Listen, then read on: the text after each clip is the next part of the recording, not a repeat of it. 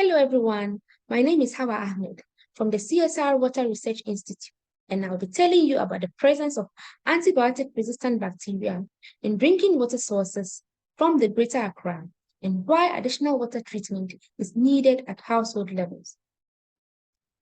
Did you know, according to a national survey, about 80% of people in Ghana do not have water that is safe, accessible, and available when needed? In addition, 50% of household water in the Greater Accra contains E. coli. Safe drinking water should not contain any E. coli. And what could be worse is if these bacteria are resistant to antibiotics. So for the first time, the CSR water research assessed both bacteria contamination and antibiotic-resistant profiles of bacteria in drinking water samples submitted for analysis from December 2021 to March 2022.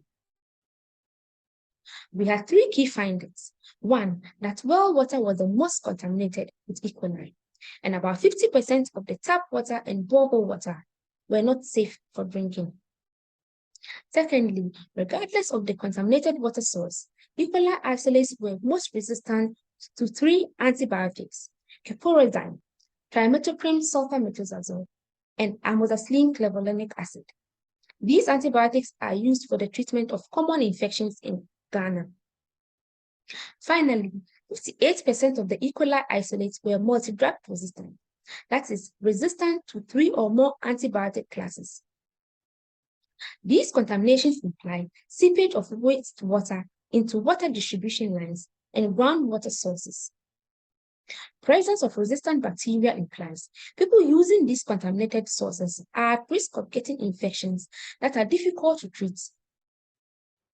Using these contaminated water sources for animals or irrigation of crops further promotes spread of AMR in the environment and the food chain.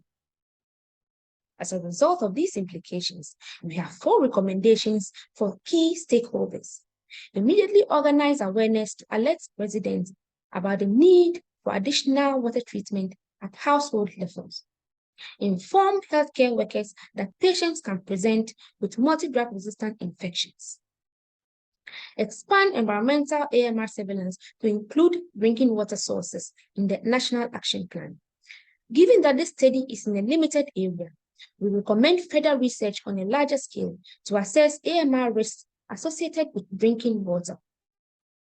For more details, please feel free to scan the QR code to access the publication on this study. I would like to thank all institutions who supported this research.